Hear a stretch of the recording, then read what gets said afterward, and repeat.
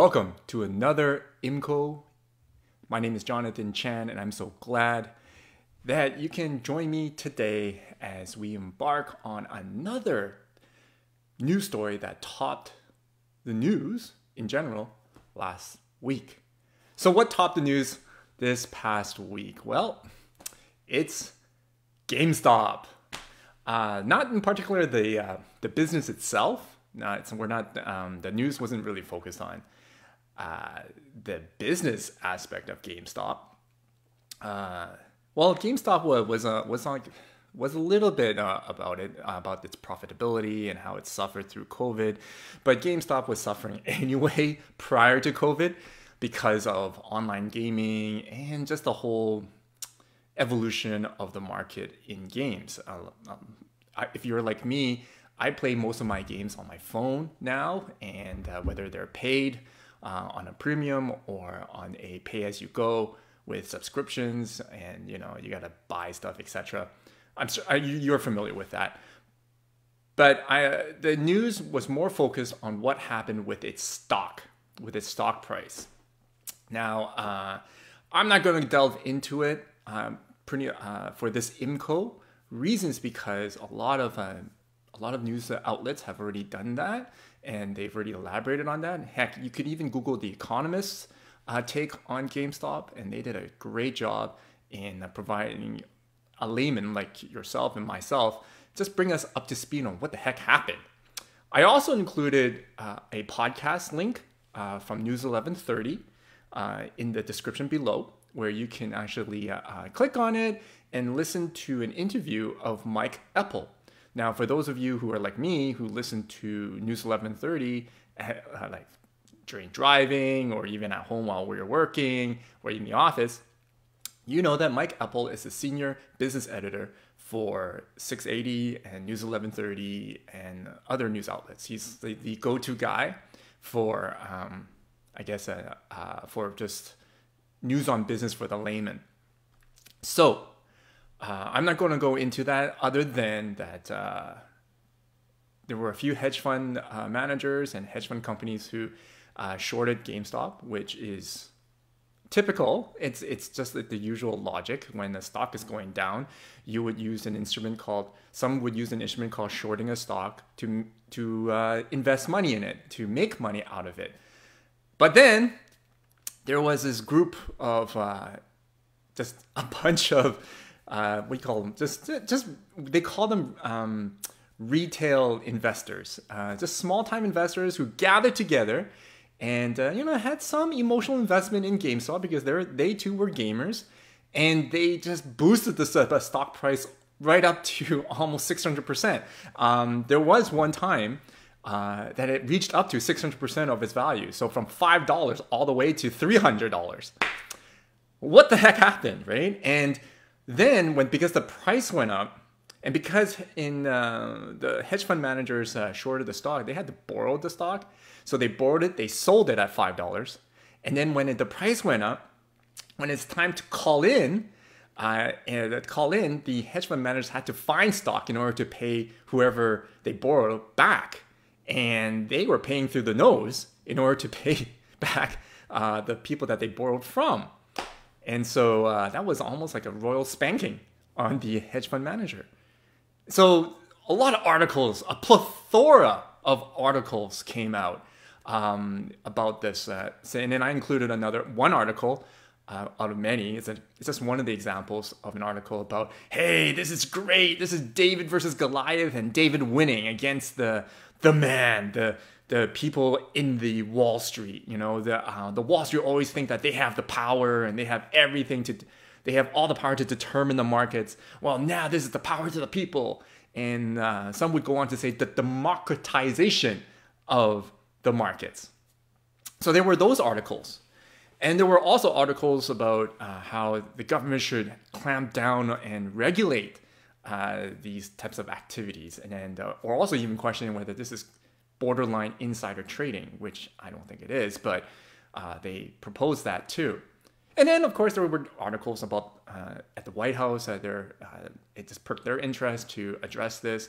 Even in Canada, I tried to purchase some stock through Wealth Simple, and I was blocked, just like Robinhood blocking the buyers of that, just because I was curious whether it happened in Canada to like, can Canadians still buy stock like that? But they can't because it was officially blocked. So is that fair? And so there was all this going back and forth, back and forth. CNN actually interviewed the founder of Robinhood, and that was an interesting interview. You could Google that, look it up in YouTube, and that was an interesting take on how he justified why he blocked people from buying GameStop. Now, today, let's see, what day is it today? February the 4th. Am I right? Yeah, February the 3rd. Today's February 3rd, and GameStop is now just sliding, of course, going back to its normalization, you could say in stock market language, correction, because really it's not a good stock. The financials does not support its stock price, and so it's too inflated. So, however, this brings a lot of conversations about the legitimacy of the mob. I think that this gives, well, on a whole different discussion, this gives a good conversation and a discussion on the power of the internet and how times have changed. We noticed that in the recent elections down in the States, where social media played a huge role in terms of the whole back and forth and the divisions that's caused with regards to all sorts of things that are politic, including racial politics and racism and social justice. Social media, the whole internet of things, have become very significant in that arena. But now, with GameStop, social media is now again playing a significant role in this arena. We thought this was an untouchable arena for social media, but now it's quite significant. And so that's a whole nother discussion, and we'll be discussing that actually in our TCC lunch exchange the following month. Not this month, but next month. This month, we're actually talking about censorship, and I invite you to join. If you want to join our TCC lunch exchange for this discussion, please send me an email through our website, and I'll post a website near the end of our IMCO. But we'll be talking about the whole idea of the power of social media and democratization in March, not in February. February, we're talking about censorship. We're still catching up on all the topics because TCC lunch exchanges happen each month, and so we usually talk about what happened the prior month. And so the prior month, well, the biggest issue was censorship, so we'll be chatting about that. All right. So when I heard about GameStop and I heard about the news of GameStop, a few things that came into my mind, and one of them was these two movies. Some of you are familiar with this movie called The Big Short. It made a lot of ripples throughout the media, and it was talking about basically these handful of investors who shorted the housing market in 2008 and 2009.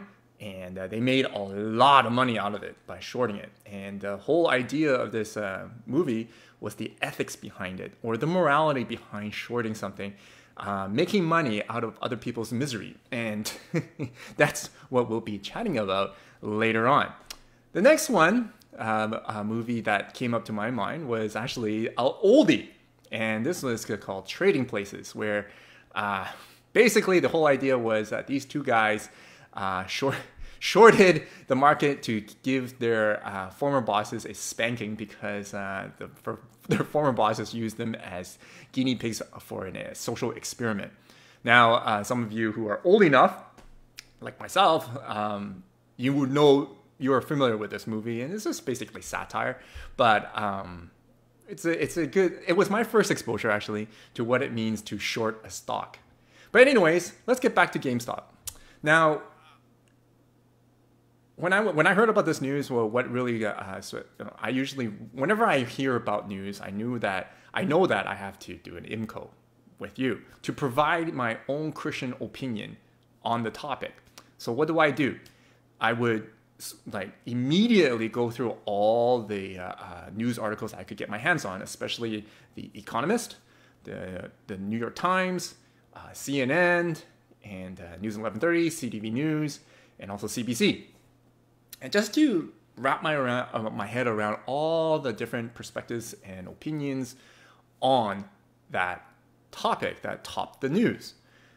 Then, because I want to provide you, the listener and the viewer, a Christian opinion, my Christian opinion, I need to find a way to, like Karl Barth says, I have the newspaper in my hand, on one hand, and scripture on the other. So I need to take a look at what has already been talked about in the Christian circles.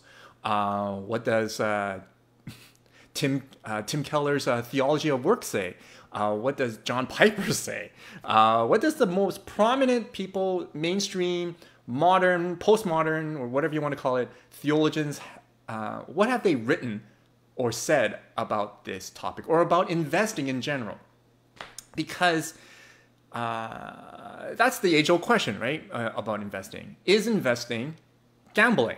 And so I was wondering, is that question going to be brought up again with regards to GameStop? And lo and behold, yep.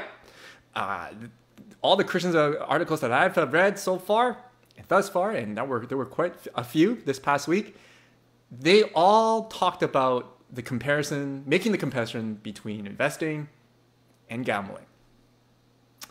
And I concluded, and I will provide you with my conclusion, that that's a wrong comparison.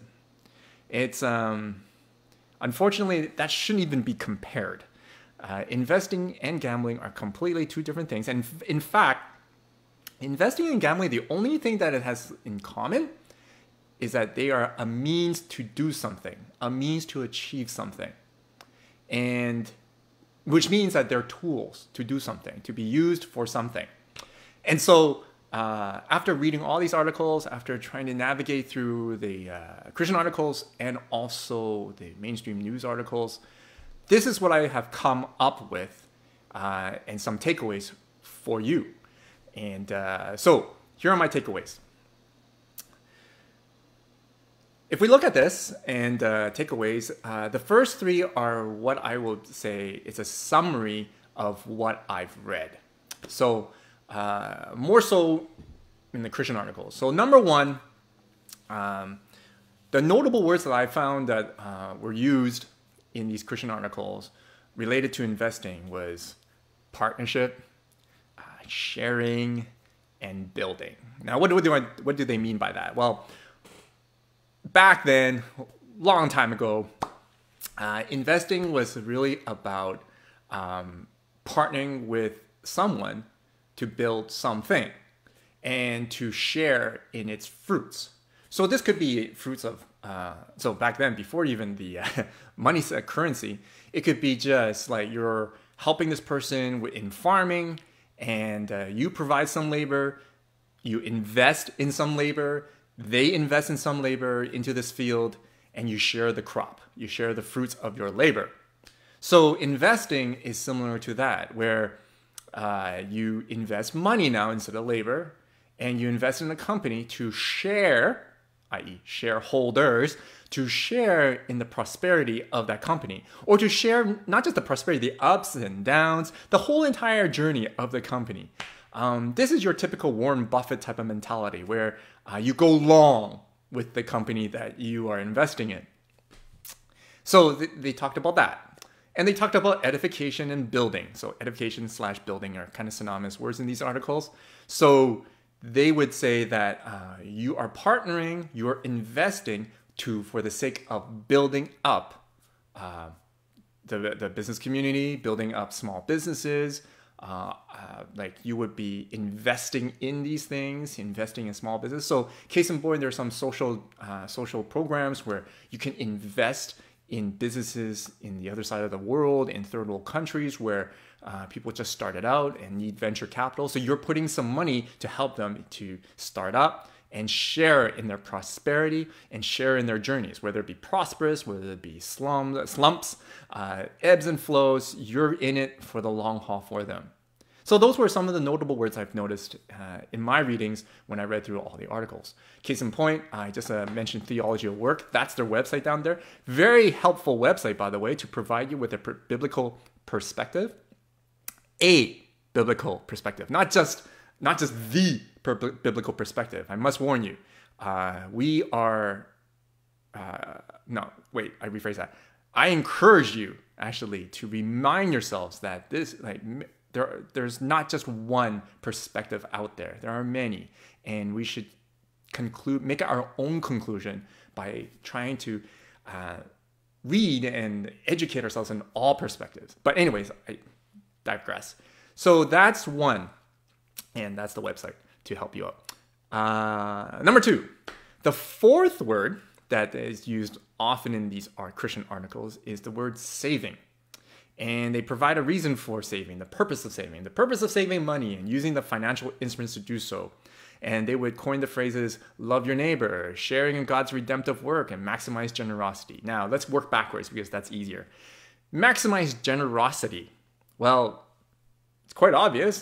Basically, the more we receive, the more we are blessed with in terms of provisions, we as Christians are called to be generous and to give to various charities and who we feel that we can partner with, can invest in to further God's kingdom. So my wife and I, for example, we set a budget of our income, of our gross income, and say whatever we make in this year, this gross income, or per month, and sometimes per week for the church, this is the amount that we will give to all sorts of things. So we'll set amount for tithing, that's done, but we'll also set a percent amount on top of the tithing, a set amount for offering, which we define as a family.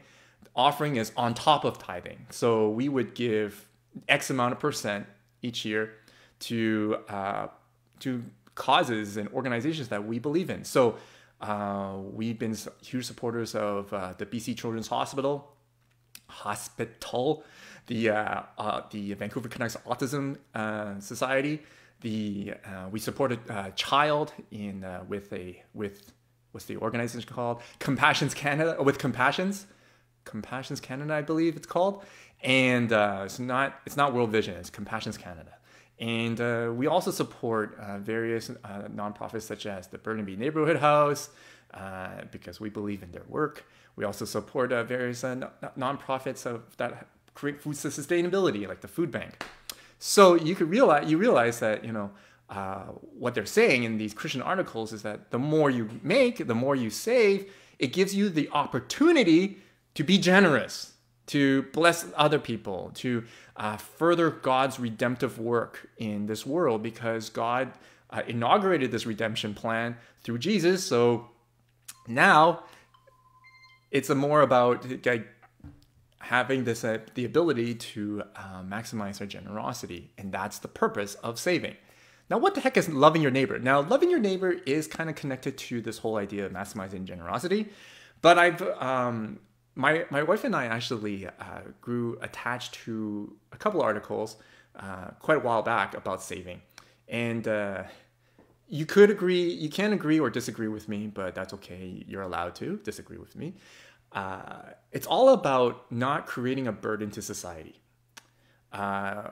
It's more about not spending your money just without responsibility, frivolously, just to go at it, go crazy with our money. Saving actually enables us to not be a burden on others, on our neighbors, in our society, not to be a burden on our governments. The government really depends on us to be fiscally responsible.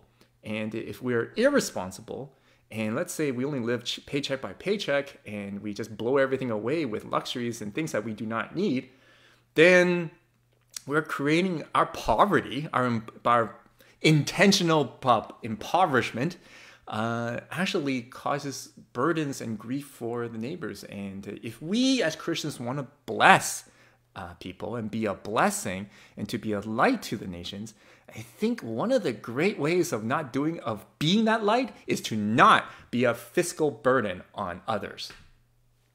Now, you can agree or disagree with me, but my wife and I, we align ourselves on that motif, on that trajectory. Is the idea of not burdening our society, burdening our governments, burdening the social institutions that's supposed to protect and help those who are really truly in need, who never had the opportunity or privilege to start well at the same starting line as we do. And that's what we believe in. But for those of us who have that benefit, who had the benefit of starting well and who had families and generations of families that made the right decisions and were at the right time at the right place, I think it's fair to say that we shouldn't squander God's blessings and then become a burden for our crazy, purposeful impoverishments. So that's how I interpret love your neighbor. Okay, number 3. Another thing I read in the articles is John Piper actually mentioned this one. Our investing is guided by not doing evil. Now, whatever evil means, he didn't say. And I think I appreciate why he said that, because each of us probably have a moral compass that differs from the other guy or from the other person. But what he's saying in general is that we should invest in things that we knowingly believe that they're doing evil. So, for example, here's one that I think we could all agree on, is we should not invest in cigarette companies. Right? Because cigarettes is just, for me, it's just plain evil. I don't like the smell. I hate the smell. It makes me nauseous. And also it creates cancer and it kills. And there's enough studies for the past 60 years that this cigarette kills people. And so, of course, you do not invest in cigarette companies. Everything, and then of course our moral, but then after that, everything becomes more like, what is your moral compass? Your moral compass is probably different from mine. And if you knowingly go against your moral compass, your convictions, well, you're no better than the person who doesn't have the similar moral compass in you, but follows their moral compass. Agree? And so what John Piper I agree with is not to elaborate on evil, but he says if you knowingly invest in something that you knowingly and believe that's evil, well, that contradicts your belief system, and you shouldn't do it. So, however, sometimes it's impossible to know what those companies are doing because of the fact of just basically the DNA of mutual funds. You and I, some of you may be investing your money in mutual funds. You have no idea of all the companies that you put your little bits and pieces of money into. Right? You have no idea. You never get. We do not get their company synopsis report each year from a because we're just mutual fund holders. But if we do, if we are made aware, so basically if we're not ignorant of those companies and we understand what they're doing, and then we realize they're doing something wrong, we should not invest in those companies. That's basically what John Piper is saying in point number 3. Now, I might want to add, his website is called desiringgod.org. I found his article interesting. Most of you who know me, I not necessarily align myself with everything that he says, but of course, I value his opinion as well, as I do with every other theologian's opinions. So, this is what he says. Investing should be guided by not doing evil. So not doing evil. Whatever that means is up to you and up to me. Each of us have our different moral compasses. But what's important, he says, is to have integrity with our moral compass, to not be hypocrites. If we knowingly believe and are convinced that this is evil, why should we invest in it? We shouldn't. All right, so a lot of you now are wondering, okay, John, what's your conclusion? After all these articles, you just laid out all the summary of all the things that you've read. What's your conclusion? Well, let me get back to the point about investing and gambling. They're two different things, but also they have one similarity, in that they are tools. Investing is a tool, just like gambling is a tool. A knife is a tool. And so let me use a knife as an example, since I mentioned a knife. A knife can cut bread and do good, right? Could be used as a tool to make meals for the poor, make meals for your family, could cut a nice steak. it could do good. It could do a lot of good. But also a knife can be used with the wrong intentions. For example, murder. You could use it to harm people. You could use it to hurt people. You could use it to exploit people, threaten people, do evil, as John MacArthur would say. That's my take on investing and gambling. Let's go with gambling. A lot of us are accustomed to only one particular opinion on gambling, us meaning Christians. Basically, old school thinking is that gambling is evil, is wrong. There's nothing good out of gambling. Well, I don't really necessarily take that stance, because I find that gambling is just a mere tool for entertainment. For gathering together as friends to just have a nice beer, to have conversations and play some poker. That type of thing. I myself, whenever I go to Las Vegas, I would set myself a budget and say, okay, this is my playing money here, John. Remind myself of that. And then just hit the blackjack tables or hit the slots. Because, hey, they're just for the fun of it and it's entertainment. And I'm in Vegas, so what do you do there, right? Also on cruise ships as well. So my wife and I, we see gambling as just a mere tool for entertainment. But then, of course, the old saying goes in the BC lottery industry says, you know your limit and you play within it, right? When gambling becomes bad is when it's just like a knife.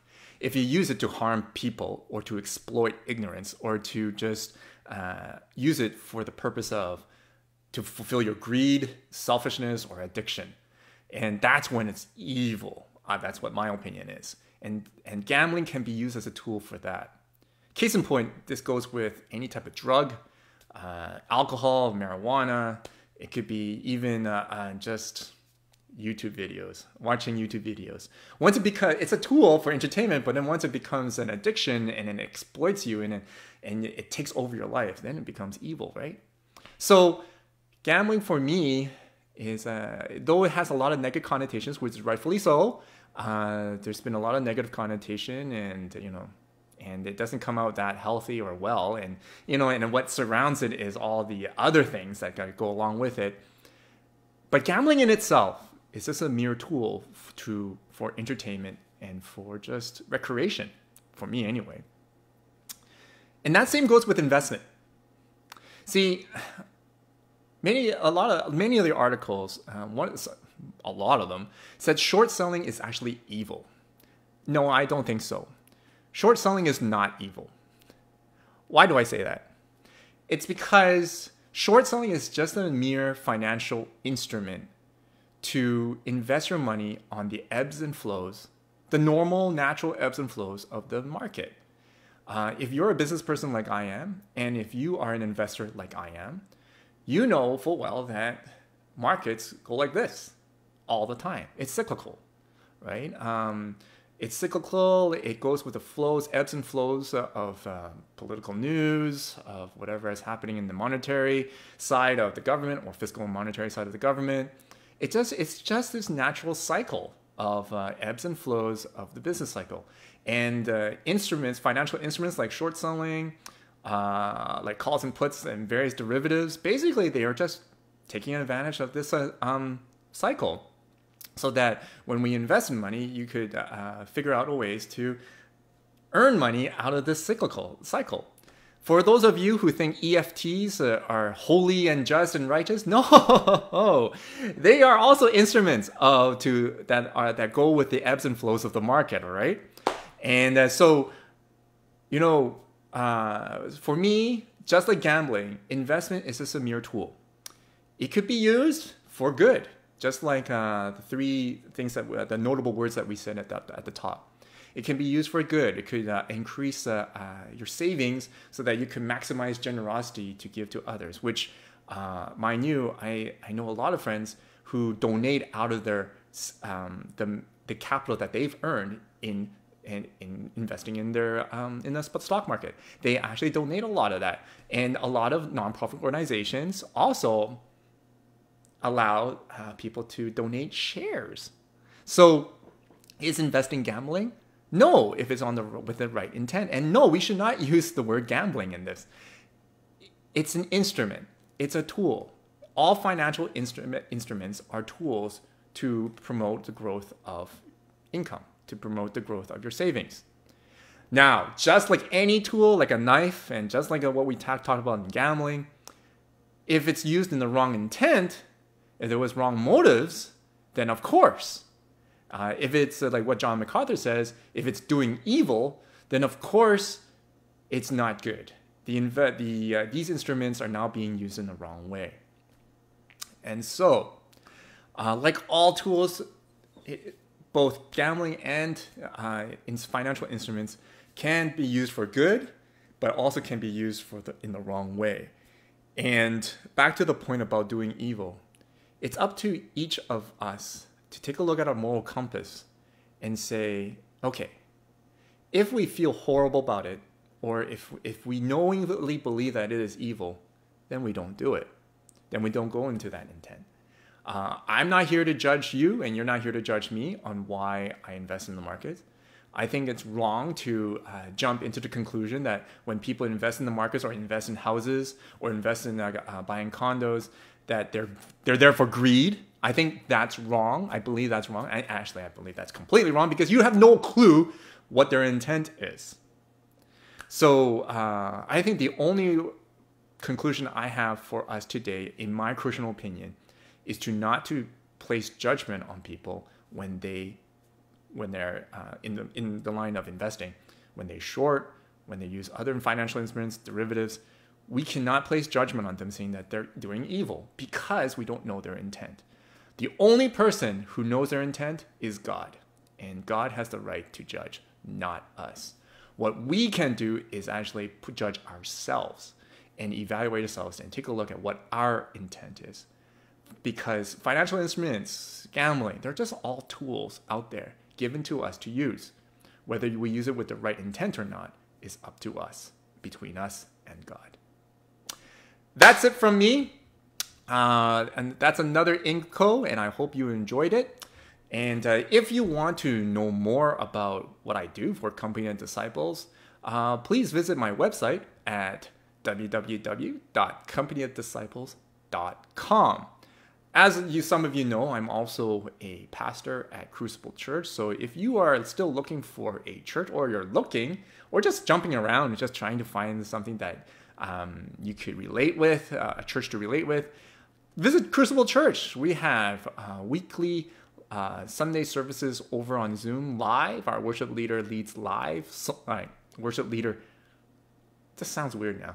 Our worship leader leads our singing portions live on Zoom, and sermons are pre-recorded, but then we don't talk about I don't preach on Sunday. What I do is that I open a discussion forum so that people on Sunday will have the chance to ask me questions about the sermon that past week, and also just to provide some reflections on how the sermon spoke to them.